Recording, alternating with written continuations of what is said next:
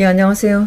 예, 어제 세훈 전 국정원장을 비롯한 전체 11명에 대한 재판이 있었어요.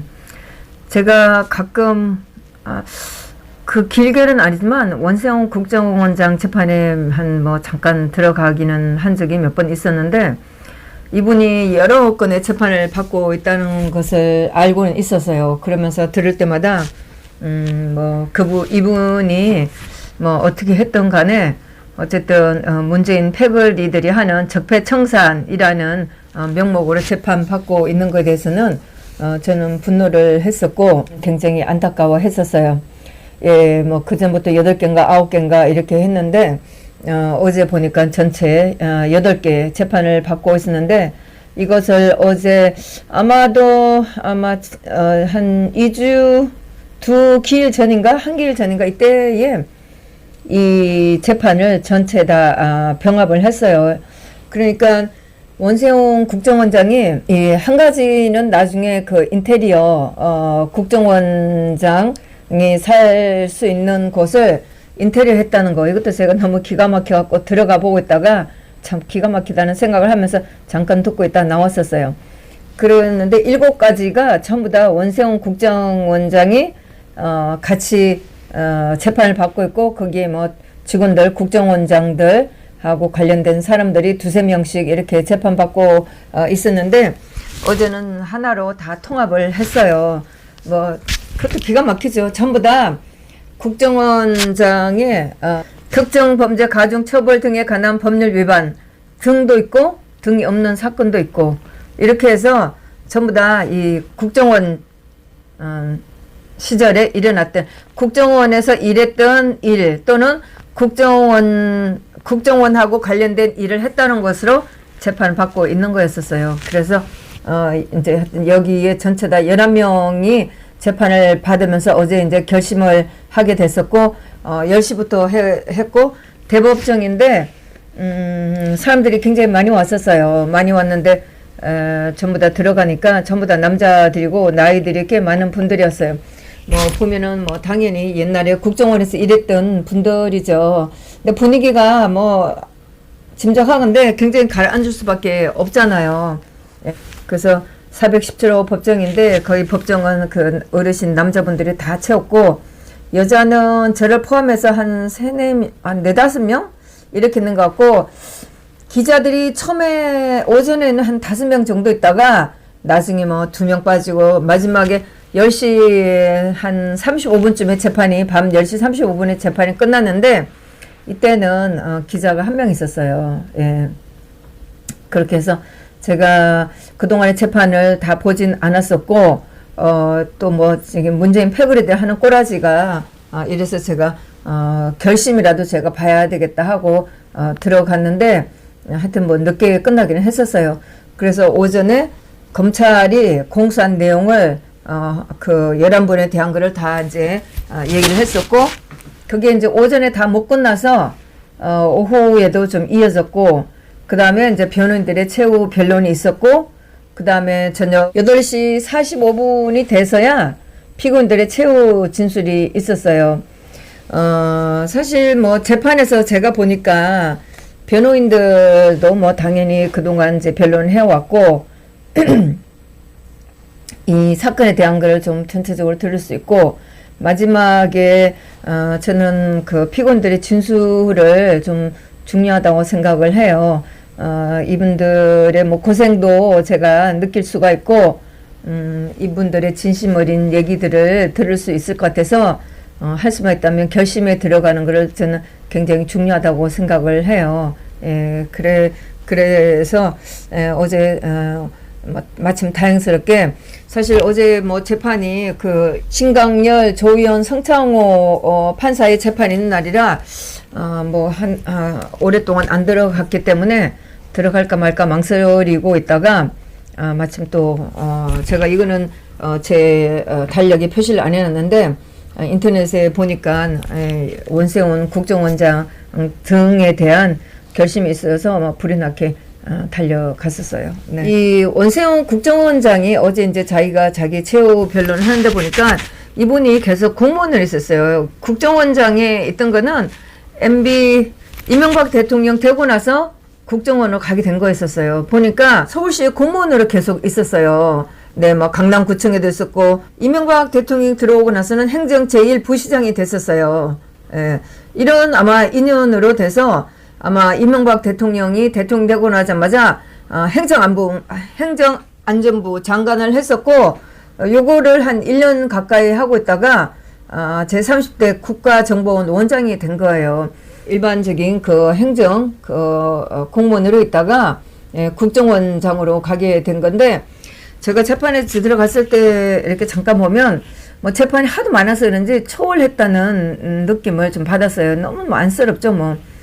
그랬는데 어제 이렇게 있었는데 어제 재판받는 분들 중에 벌써 뭐 다 언론에 나온 것처럼 이제 원세훈 국정원장하고 같이 재판 처음부터 받았던 게 민병주 심리전당 단장하고 그다음 이종명 전 3차장 이분하고 셋이 먼저 받고 있었어요. 이것이 특정 범죄 가중 처벌 등에 관한 법률 위반 국고손실 네.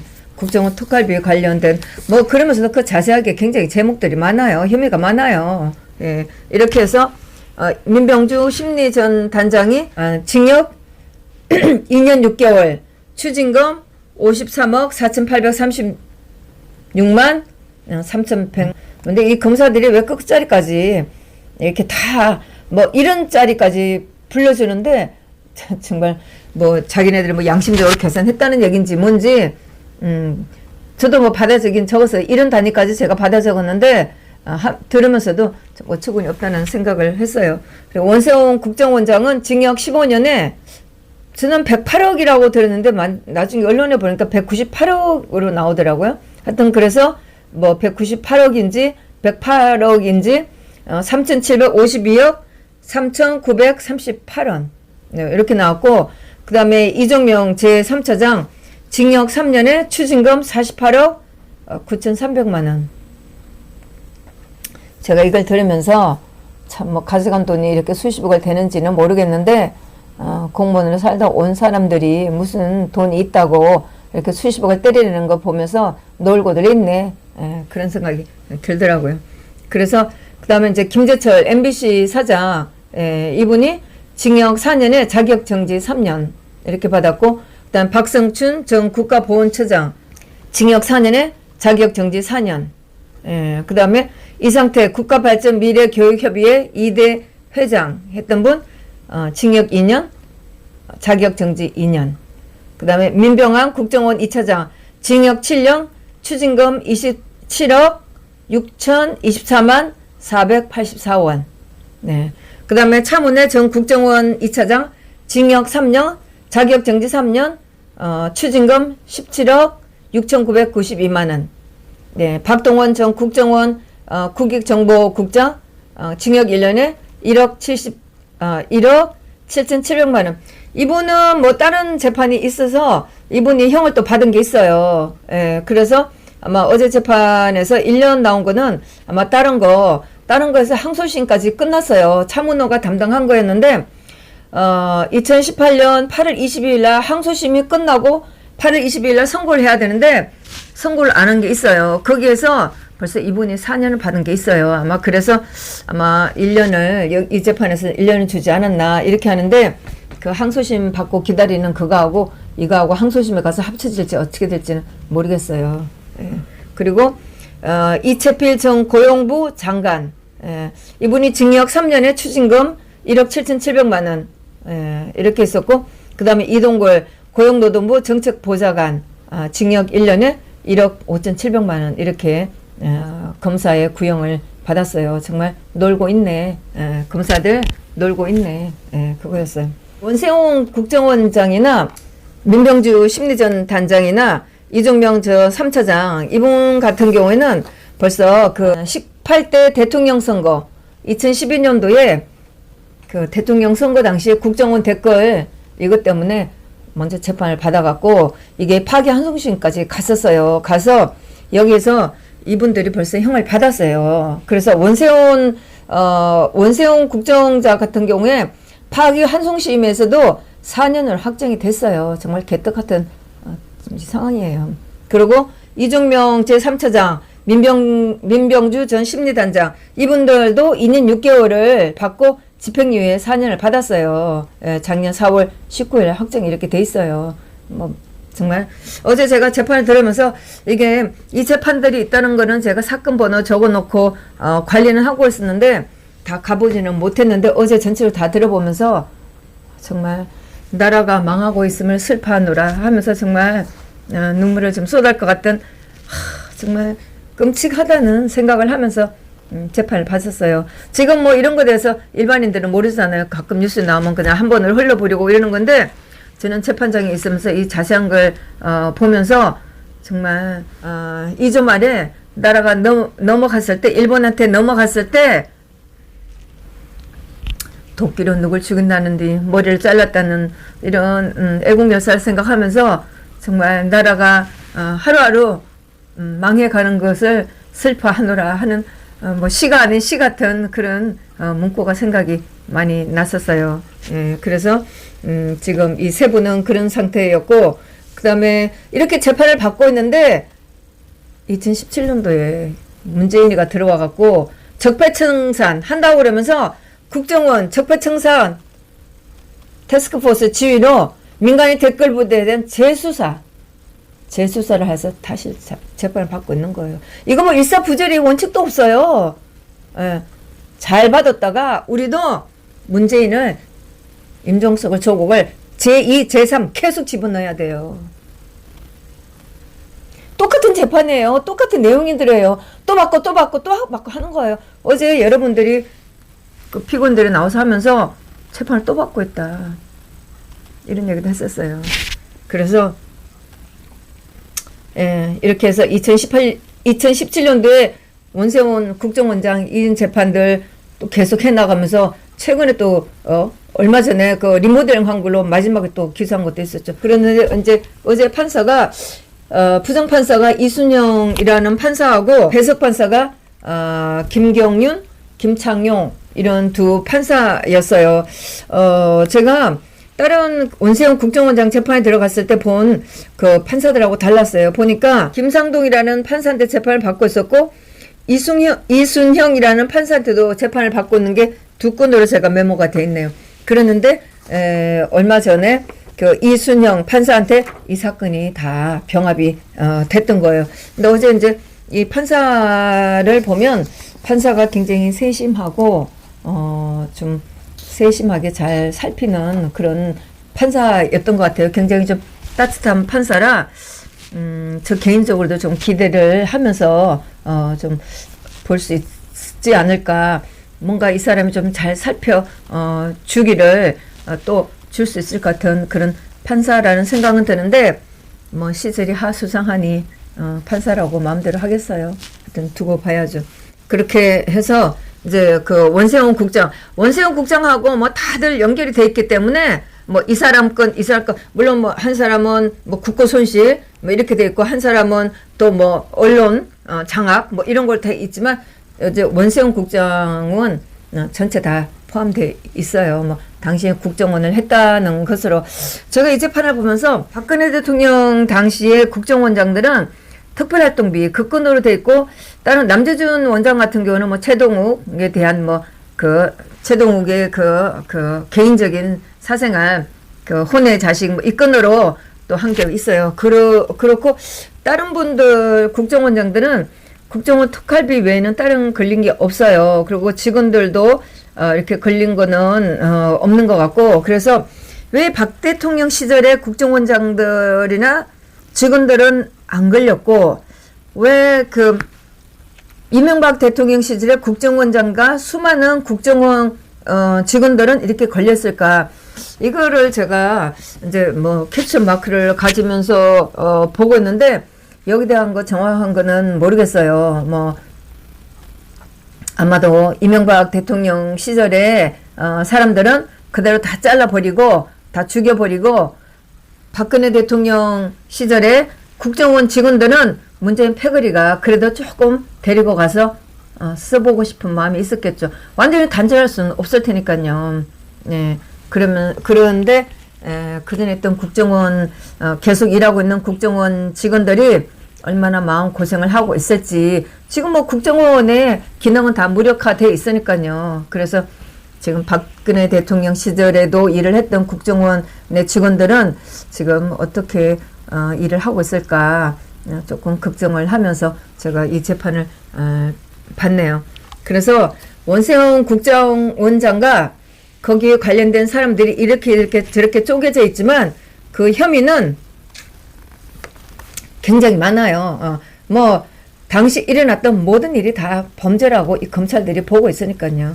그래서 뭐 제가 아는 것도 있고 모르는 것도 있고 그러는데 민간인 댓글 부대에 그 지난번에 그 18대 대통령 선거 때 댓글 달았던 그거 가지고 너무나도 악의적인 그런 기소를 한 거죠. 그래서 댓글 부대에 국정원 예산 65억 상당을 지급한 혐의.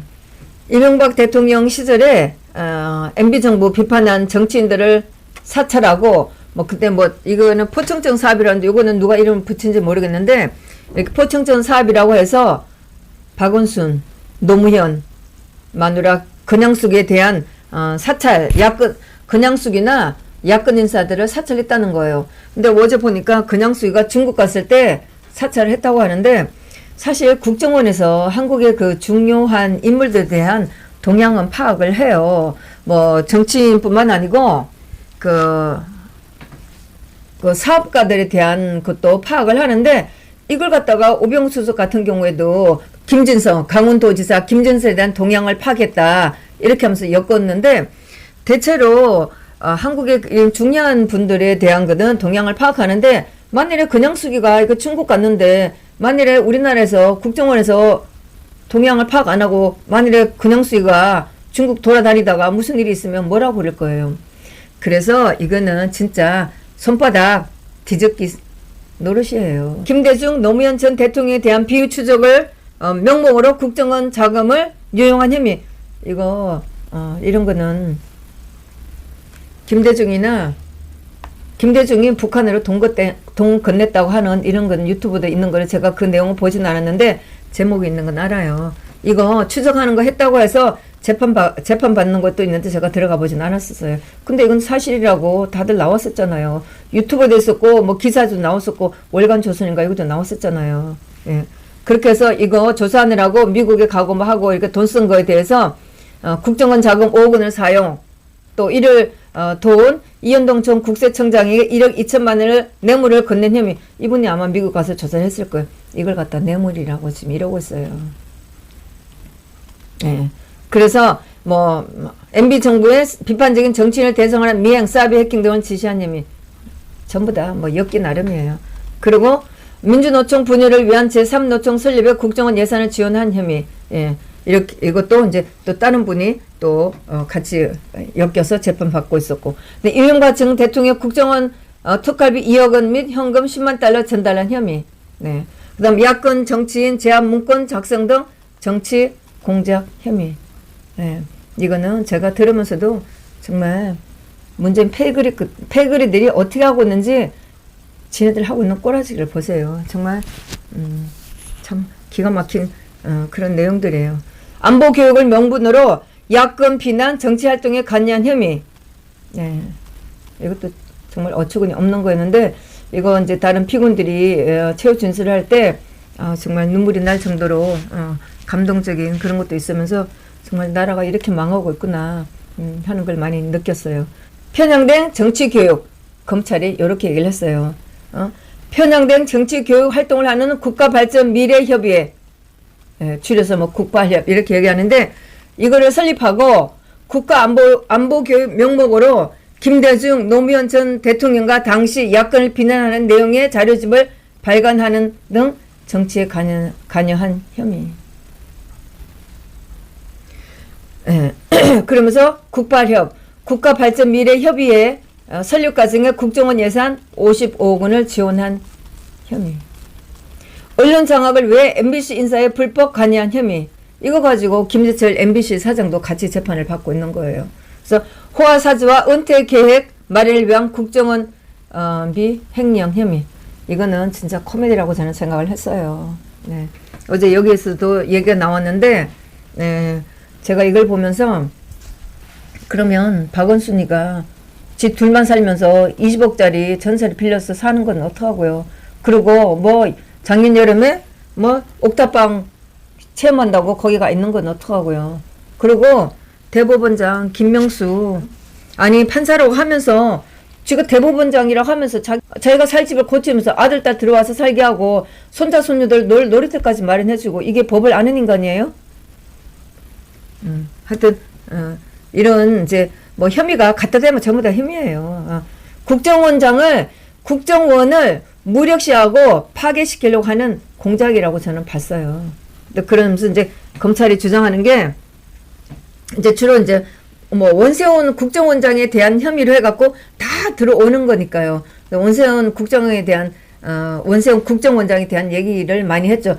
거의 다 직원들이 다 오는 거니까요. 그래서 피고인 원세훈은 국정원장으로 국가 안보를 지킬 책임이 있었으나 자신과 생각이 다르다는 이유로 반대 세력을 탄압하는 과정에서 범죄를 저질렀다.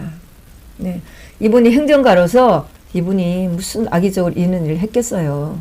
그러는데 국정은 무력화하기 위한, 국정은 해체 작업을 하기 위한 이런 짓을 한 거예요. 네. 이런 해체 작업을 하기 위한 검찰들이, 아니 문재인 패거리가 국정원을 없애버리려고 이 짓을 한 거예요. 그러면서 고위공직자로 뇌물을 공유하고 국정원 예산을 사적으로 운용하는 등 사리사욕을 꾀했다. 이 과정에서 엄격한 상록하복 지위를 이용해 부하들을 범죄자로 만들어 실형을 살게 했다.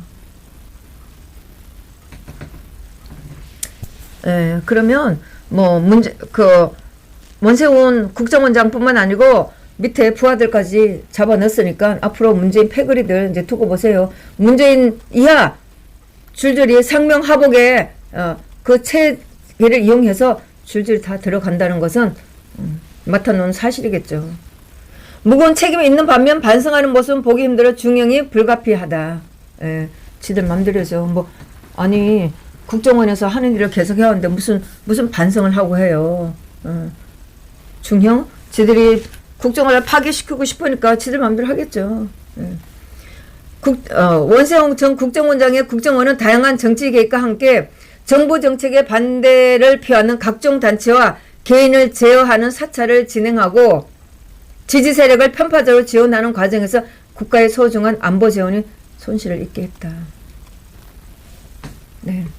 국가 세력 파괴 작전 중이에요, 지금. 문재인이가. 이제 그래서 변호인도 뭐 돌아가면서 얘기를 많이 했고, 11명의 변호인들이 다 얘기를 했어요. 근데 원세훈 국정원장의 변호사가 한 것만 제가 잠깐 정리를 한 게 있어서 올리겠습니다. 피고인의 국정원 댓글 사건 파기 한송심부터 변호인과 함께 해왔다. 1심과 2심 판결 내용에 차이가 많고 대법원에서 사건을 돌려보내기도 하는 등 법적 쟁점이 매우 많은 사건이었다.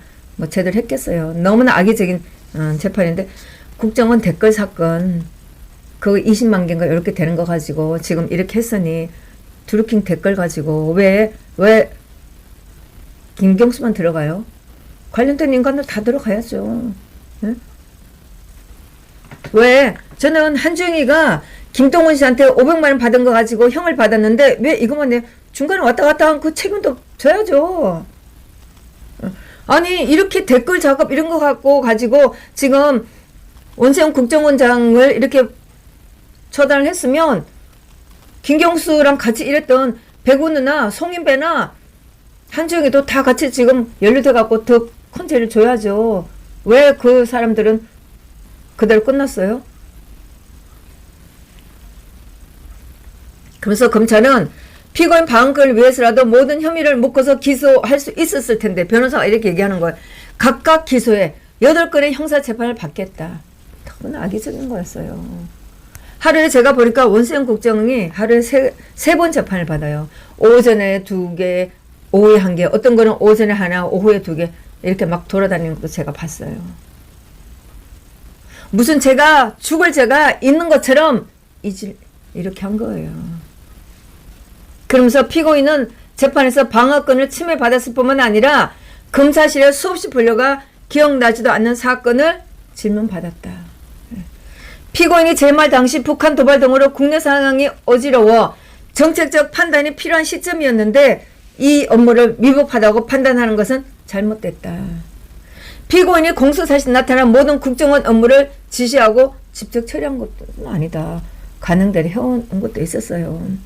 이 사람이 직업 공무원을 있다가 국정원에 갔으니까 그 전에 국정원에서 20년, 30년 해오던 분들이 더 알고 루틴하게 해온 것도 있었어요. 어제 재판에서도 어떤 분들은 루틴하게 해온 일이다. 이런 말도 했었어요. 네. 그래서 원세훈 국정원장 진술, 피곤에 따라서 진술한 내용이 굉장히 많았었어요. 예. 그래서 어제 저도 많이 받아듣긴 했는데 신문기사에 좀 더 정리된 것이 있기 때문에 신문기사에 있는 거를 제가 좀 취합을 해보도록 하겠습니다. 원세훈 국정원장의 진술. 어제 이제 이분이 법리적으로는 변호를 다 얘기를 했기 때문에 내가 거기에 대해서는 별도로 얘기하지 않겠다. 이렇게 하고 자기가 이렇게 계속 공무원 생활을 해왔기 때문에 국정원 생활을 하면서도 어떻게 하면 공직 생활을 잘 할까. 난 이런 고민을 하면서 살아왔다. 예. 그러면서 국정원의 업무 방식은 재판 과정을 통해서 알았다. 사실 다 그래요. 우병우 수석도 또 국정원장을 했던 남자준 이병호 씨도 국정원장 일을 하면서 알았던 것보다 재판을 받으면서 알았던 게 더 많다. 이렇게 얘기를 했어요. 사실 우리가 그 자리에서 20년, 30년 해온 것도 아니고, 대통령이 바뀌면서 그 자리에 간 분들, 임명돼서 간 분들이 많아요. 국정원장 일을 어떻게 잘 알고 했겠어요. 지금 문재인 패거리가 이게 지금 범죄자라고 잡아넣은 것이지, 수십 년 동안 해온 일인데, 그거를 어떻게 잘 알아서 했겠어요. 예? 그래서 어제 이제 그분이, 원세훈 국장이 이렇게 말을 하면서 시작을 했었어요. 그러면서 일반 행정기관에서 근무하다가 주로 서울시에서 강남구청에서 일한 것도 있고 주로 서울시에서 일을 해왔었어요. 그래서 일반 행정기관에서 근무하다가 국정원장이 부임했기에 국정원의 특성이나 업무 방식을 잘 알지 못했다. 구체적인 업무 내용이나 방식을 재판 과정을 통해서 처음 알게 된 부분이 많다. 제가 정보기관 출신이 아닌 만큼 각 실구 업무 수행에 직접 관여하지 않고 그분들이 계속 해왔으니까요. 예. 원장으로서 꼭 챙겨야 할 일들만 직접 챙기고 대통령께도 보고 드렸지만 이외 업무에 대해서는 수십 년간 근무했던 차장과 국장들에게 맡겼다. 국정원 차장과 국장 직원들이 기소돼서 고통받고 있는 것에 대해서 정책임, 모든 책임은 저에게 있다고 생각을 한다. 예. 어쨌든, 책임자로서, 예. 정무직 공무원이 정치적, 도의적 책임을 져야 하지만 형사적 책임까지 져야 하는 건 아니라고 생각한다. 며칠 전에 조국이가 뭐라고 그랬어요? 예? 정무적 판단이라고요? 그렇게 해서 빠져나갈 수 있어요? 문재인 패거리들이 박 대통령과 이명박 대통령 시절에 있었던 사람들 기소하고 재판하는 꼬라지를 보면 똑같이 재판을 받아야 돼요. 어제도 원세훈 국정원장 이렇게 말했어요. 정무적 공무원이 정치적 도의적 책임을 져야 하지만 형사적 책임까지 져야 하는 건 아니라고 생각한다. 조국이는 분명히 들어가서 정무적인 책임뿐만 아니고 형사적인 책임 꼭 받아야 돼요. 검찰은 국정원장이 당연히 해야 할 일을 정치적 의도가 있었다고 하면서 검찰이 공소 제기를 했다. 60이 넘은 사람이 무슨 욕심이 있어 정치에 관여했다고 하는 건지 이해할 수가 없다. 정권이 바뀔 때마다 새로운 잣대로 공직자들을 처벌한다면 공직자들이 무슨 자신감을 가지고 일을 할 수 있겠나. 당연히 할 수 있는 일이라고 생각했던 많은 일들을 한 직원들을 형사처벌하는 것은 우리나라를 위해서도 적절하지 않다. 굉장히 보기보다 이분이 굉장히 조리 있게, 사실 이 말은 좀 외람된 얘기지만 굉장히 얘기를 참 잘했어요. 이분이 목소리는 좀 작아서 조금 알아듣기 어려웠지만 전체적으로 얘기도 잘했고 재판 하도 많아서 그런지 얼굴도 편안했어요. 예. 이제 이분이 굉장히 많은 얘기를 했고, 그 다음에 이제 민병주 전 심리단장, 이분이 이제 원세훈 씨하고 원세훈 국정원장하고 처음에 이제 같이 재판 받고 있는 거예요.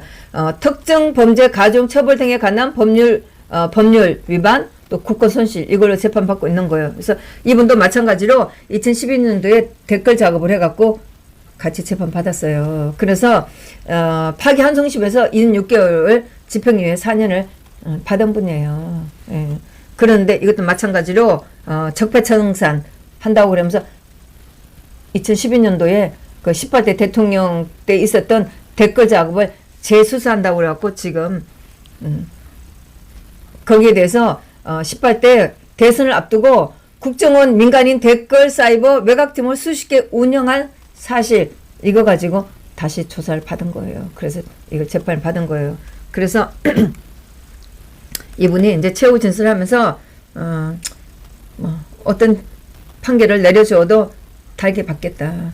댓글 작업으로 구속되고 가족들도 굉장히 어려움이 많았다. 이제 이렇게 얘기를 했어요. 그러면서 조직의 한 구성원으로서 공무원으로서 다 주어진 책임을 다하지 못해서 굉장히 그런 회한이 든다 이런 식으로 얘기를 하고, 그렇지만 이분이 정치적으로 내가 욕심낸 건 없다.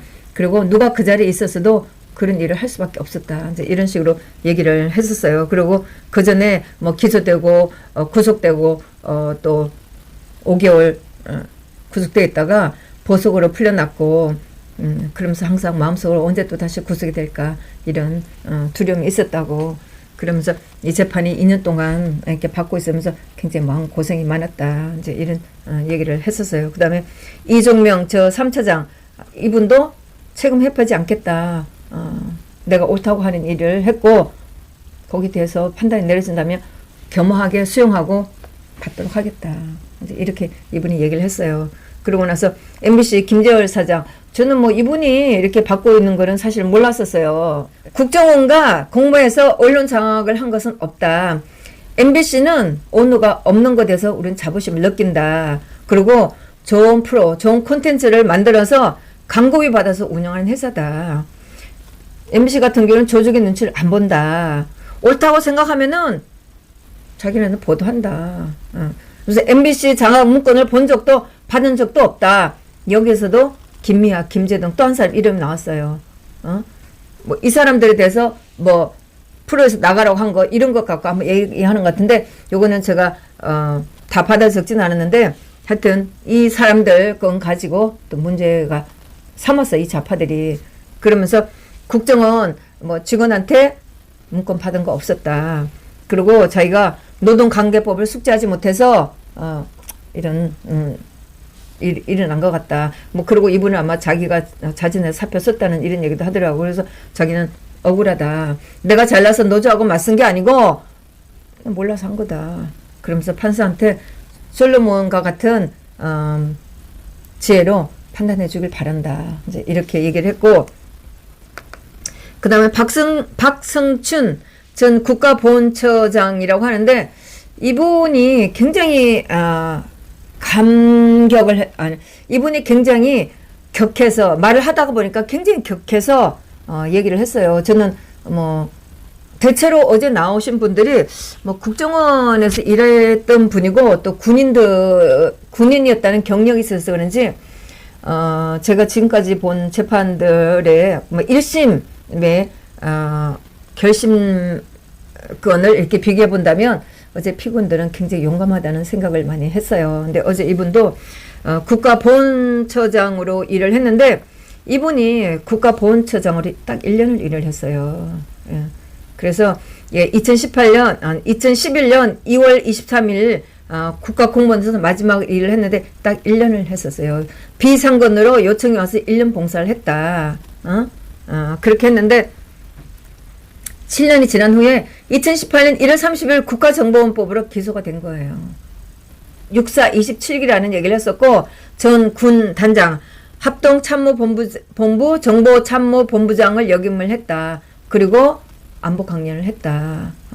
이렇게 하면서 이제 이분이 주로 나와서 국가보훈처 일을 보면서 이제 국가안보에 대해서 강연을 좀 했다고 이렇게 하는데 이게 이제 문제가 된 거예요. 그러면서 정당한 교육을 한 거고 2020년도에 그 유엔 미래 예측 보고서에 보면 2020년도에 한반도가 통일이 되면 그때의 주인은 대한민국의 주인이 돼야 한다. 이래서 2010년도에 안보에 대해서 뭐가 문제인다. 이런 안보 강연을 했는데 이게 지금 정치 편향이라는 거예요. 그리고 또 그때에 한미연합사가 해체되면 위험하다. 이런 것에 대해서 뭐 이런 책도 조그만 책도 발간하고 했는데 이게 2010년도에 발간하고 했는데 이게 지금 문제가 된 거예요. 지금에 와서. 예. 그러면서 2018년 1월 30일 기소됐을 때는 이미 안보 책자 그 한미연합사 해체 관련을 염려를 해서 만든 소책자 이거는 공소시효가 만료된 거다. 그렇게 했었고 일단 검찰은 기소를 하고 나서 공소시효를 연장하기 위해 깨를 쓴 거죠. 그러면서 뭐 이렇게 공모를 했다는 뭐 이런 안보 국정원하고 공모를 했다. 이런 근거 없는 주장을 하고 있다. 이제 이런 얘기도 했고 그렇지만 재판받는 2년 동안에 검찰들이 제대로 근거 있는 걸 제시한 건 아무것도 없다. 너무 이런 재판을 받고 있으면서 너무 허무했었다. 뭐 피해감도 컸다. 이제 이런 얘기를 했고 어떻게 이 나라가 이럴 수가 있느냐. 더구나 지금 북한은 이렇게 그 당시에 뭐 안보 교육하고 이랬을 때 반민족적 행위로 굉장히 비난을 했었다. 정권이 바뀌었다고 해서 국정원 비리를 수사하고 기소하고 이게 가능하냐. 그렇게 하면서 역사가 심판할 거다. 대한민국이 살았다면 심판할 거다. 북한은 내가 반민족적이라고 비난했다. 이거 할 때는 막 이분이 막 소리를 지르고 이분이 이런 얘기를 할 때는 이분이 막 굉장히 큰 소리를 했어요. 저한테는 막 굉장히 감동적이었었어요. 막 울분이 쌓여갖고 이렇게 하는데 제가 이걸 들으면서 야 진짜 이것들이 안보 교육하는 거를 처음부터 문제 삼은 거예요. 그러니 지금 감히 누가 나와서 안보 교육을 하겠어요. 군에 있었던 분이나 국정에 있었던 분이 감히 함부로 지금 안보 교육을 못하는 거예요. 지금 뭐 열심히 이제 유튜브들인가 변호사들이란가 이분들이 지금 안보 교육을 하고 있지. 안보 교육 했다는 걸 전부 다 정치 편향적인 일을 했다고 다 기술한 거예요. 아니 그러면 군에 있던 분이나 국정원에 있던 분들이 더구나 지금 한국의 상황이라든가 북한 동향에 대해서 잘 알기 때문에 강의를 할 수 있는 거 아니에요? 그런데 그걸 가지고 강의했다고 전부 다 정치 편향이라고 해서 다 잡아놓은 거예요 지금.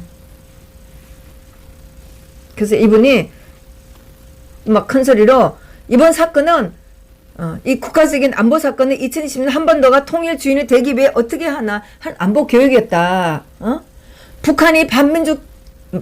북한이 반민족적이라고 비난했다. 이것이 어떻게 가능한 일이냐.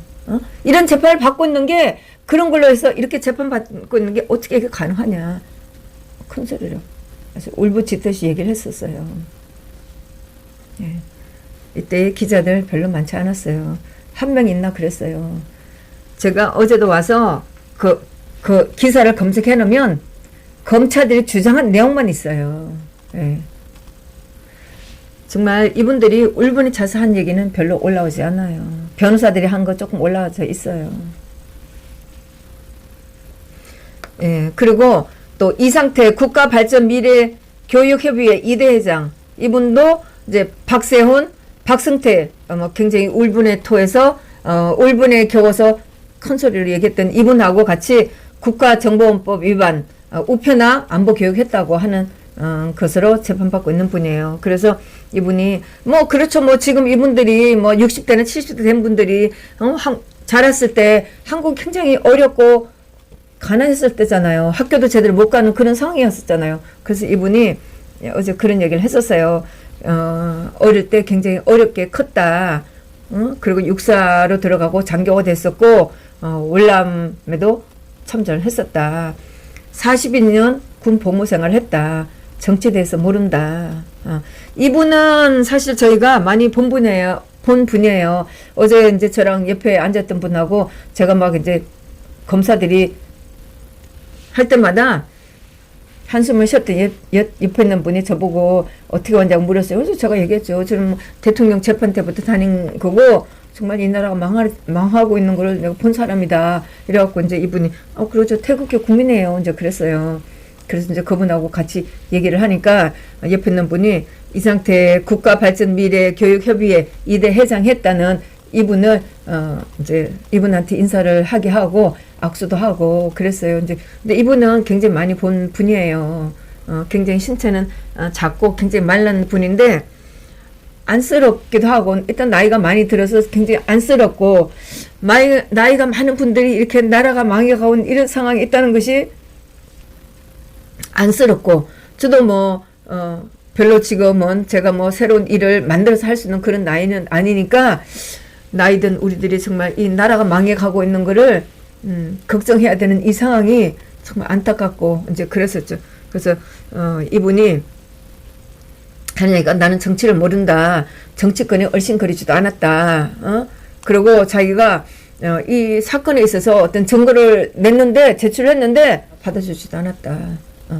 근데 다른 이 재판에 있으면서 제가 그때 뭐라고 했는지 단어는 못 적었는데 재판을 받고 있으면서 증거로 제출했는데 채택되지도 않았다. 이렇게 말하니까 그 주심 판사의 왼쪽에 있던 배석 판사가 주심 판사를 이렇게 탁 쳐다보더라고요. 그 순간에. 예. 그래서 지금 안보 강의만 나오면 강사들이 움츠러든다. 응? 이거는 국민의 알 권리다. 국민이 안보에 대해서 알아야 되잖아요. 이렇게 전문가들이 말을 해줘야 되는데 그런데 지금 상황은 안보 강의라는 얘기만 나오면 전부 다 움츠러든다. 그러면서 자기가 했던 것은 우국 충정의 심정으로 헤아려 주길 바란다. 이제 이렇게 얘기를 했어요. 그 다음에 민병헌 국정원 제2차장 하고 또 차문혜 또 국정원 제2차장 이분은 또 원세훈 국정원장하고 박은수 문건 제압했다는 것으로 또 같이 또 재판 받고 있는 분이에요. 그래서 뭐 이분들은 길게 얘기하지는 않았는데 민병헌 국정원 제2차장 같은 경우에 공직자로서 자부심을 가지고 살고 왔다. 응? 그 2년 동안 이 재판을 받고 있는 거고 그다음에 그동안 자기가 분에 넘치는 공직자 생활을 해왔고 뭐 이런 것으로 재판받고 있어. 이거를 뭐 가오라고 생각한다면 면목이 없고 송구하다는 생각이 떠나지 않는다. 뭐 이런 얘기를 했었고 그다음에 차문혜 국정원 제2차장 같은 경우에 국가정보기관에 30년간 일을 했었다.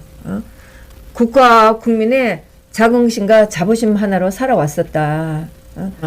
근데 정권 교체 시마다 이런 일이 있어 온다. 전직 직원들이 평생 직장이었던 것이라고 자부심과 명예를 가지고 살 수 있도록 판단해 주길 바란다. 이제 이렇게 얘기를 했어요. 그리고 박원동 국정원 국익정보국장 이분도 이분도 아까 말씀드렸다시피 재판을 받고 있는데 그 전에 받았던 그 재판에서 1심에서 직권남용으로 3년을 받고 1년 6개월 수감을 했다. 1심, 2심이 전부 다 증인 영태래요. 예. 증인을 불러달라고 해도 불러주지도 않고 판사가 그 판사가 증인 신청한 거 판사가 받아주지 않고 도리어 피고는 어떻게 할 거냐고 물어갖고 너무너무 기가 막혔다고. 예.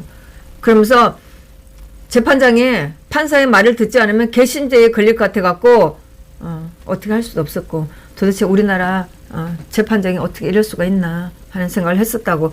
그런데 이 재판에서는 호선과 또 증인도 다 받아주었다. 다른 재판에서 재판받았던 거 억울하다.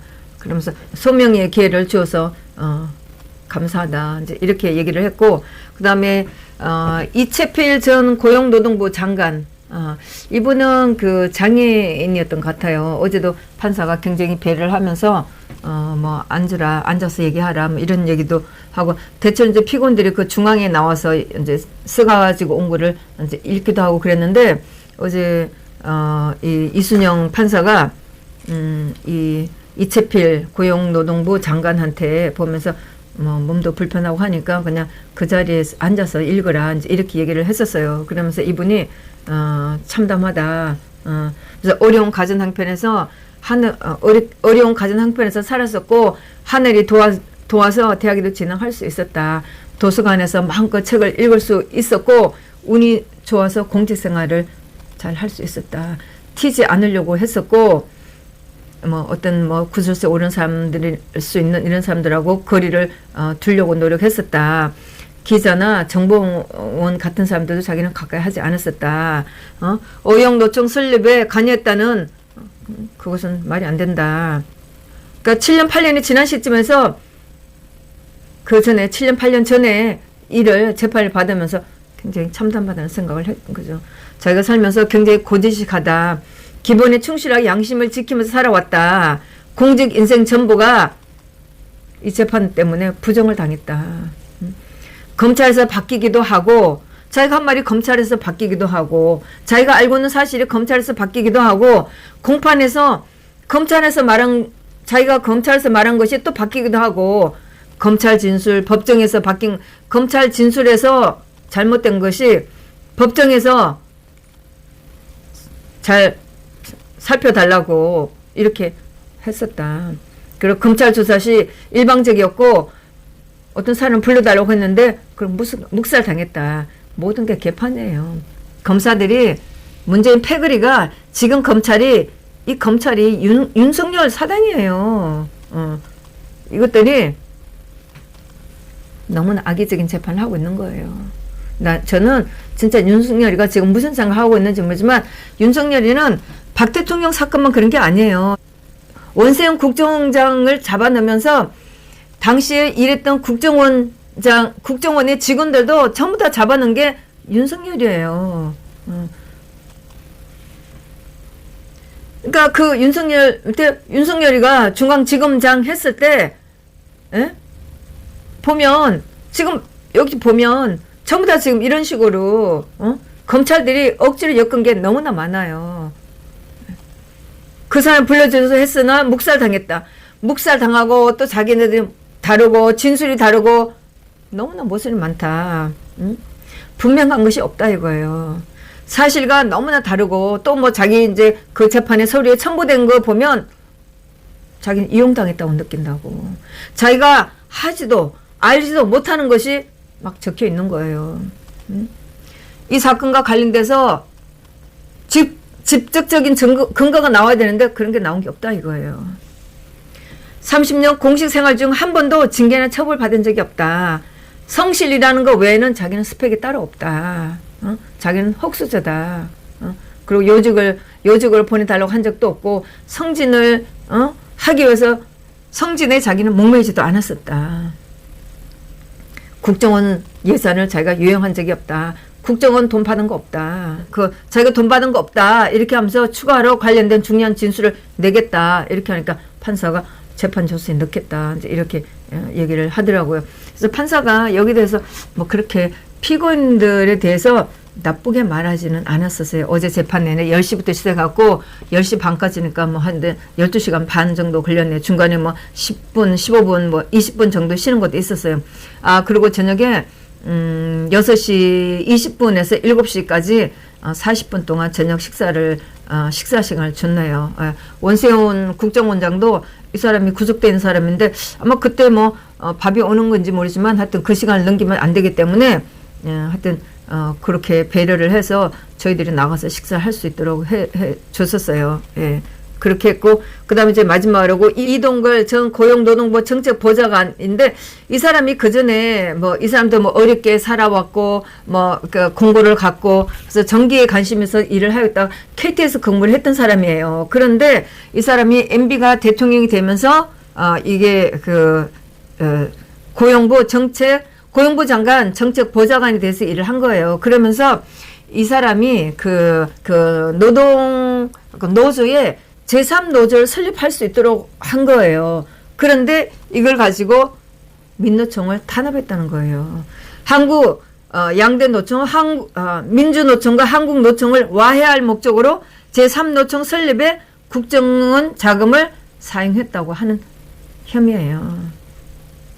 그러면서 이제 이것이 국정원 국무총리실 민간인 불법 사찰 사건 당시 장진수 정 총리실 공직윤리지원관실 주무관에게 변호사 비용 4천만 원을 건네준 당사자로 뽑히기도 한다. 이렇게 됐는데 이 사람이 변론하면서 이 사람이 뭐 사실 어제도뿐만 아니고 지금 재판받고 있는 분들이 전부 다 공직자들이에요. 공직자들이라 뭐 공직자들이 살아온 살림 그대로예요. 그래서 이분이 한 얘기가 변호인도 없이 이 재판을 해왔었어요. 그러면서 국선 변호인은 여자분인데 감사를 한다. 그러면서 죄를 지었다면 달게 받겠다. 그 어려운 시절 뭐 공고 다녔었고 KT에서 근무를 했었고 뭐 자기가 이제 정규 공부를 하고 싶어서 하다가 KT로 들어가게 됐었다.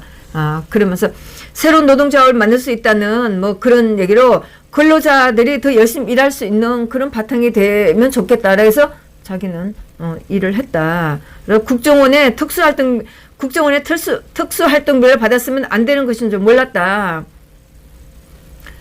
다들 마찬가지죠. 누가 이거를 판단해서 하나요? 조직 내에서 돌아가는 거니까 한 것뿐이죠.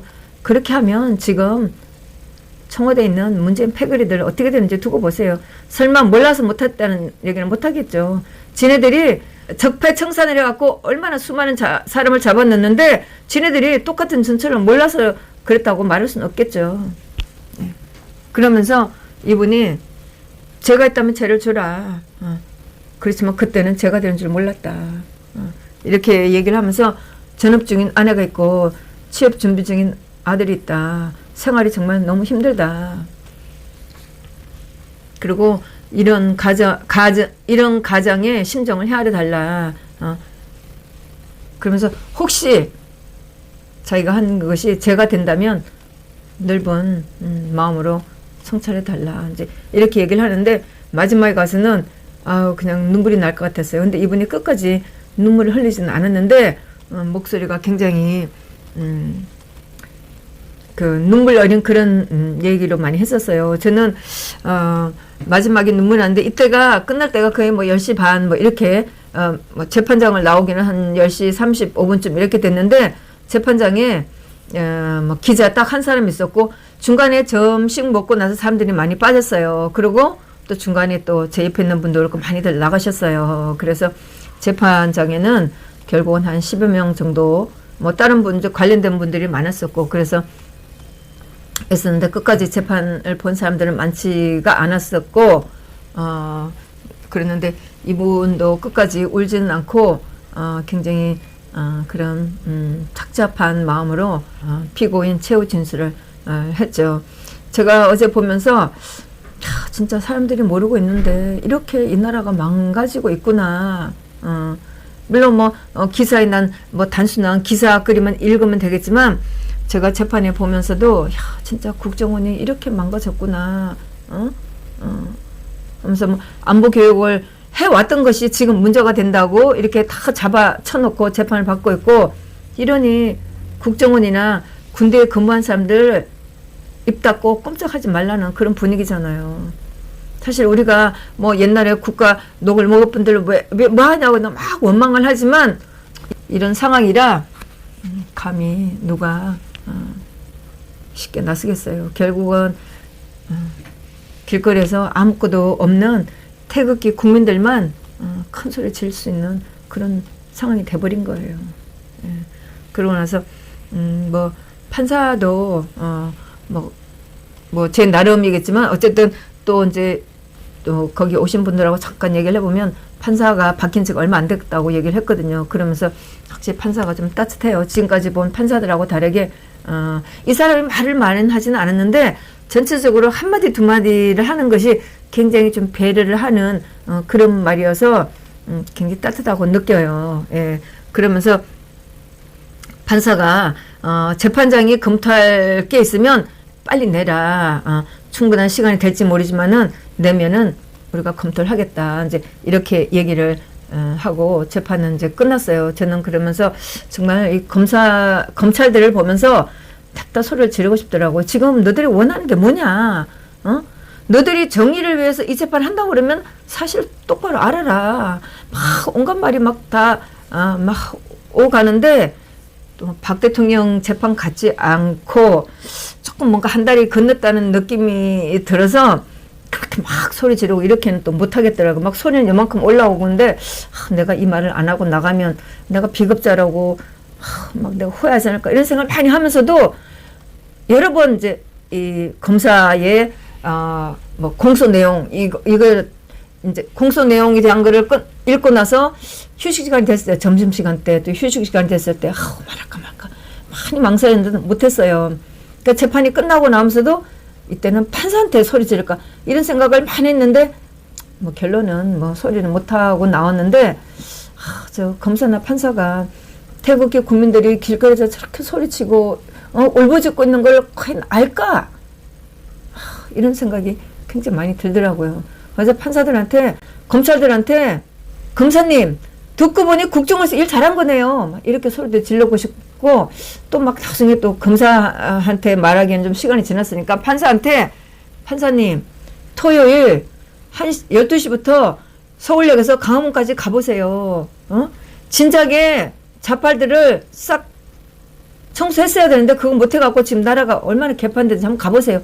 라고 소리를 지르고 싶다는 생각을 수십 번 했는데 결국은 소리를 지르지는 못했어요. 그렇게 해서 재판은 끝났고 여기에 대한 선고는 2020년 2월 7일 2시 대법정 417에서 열릴 거예요. 워낙 뭐 피고인들이 많고 또 가족들도 올 수도 있겠고 뭐 하여튼 국정원 직원들 옛날에 했던 분들이 많이 왔으니까 대법정이 필요하겠죠. 그래서 뭐 내년 1월달 내년 1월달하고 이때쯤에 선고나 결심이 굉장히 많아요. 1월달부터 우리한테 좀 좋은 소식이 올지 판사가 좀 용감하게 정신을 차리고 하게 될지 하여튼 두고 봐야죠. 네, 감사합니다.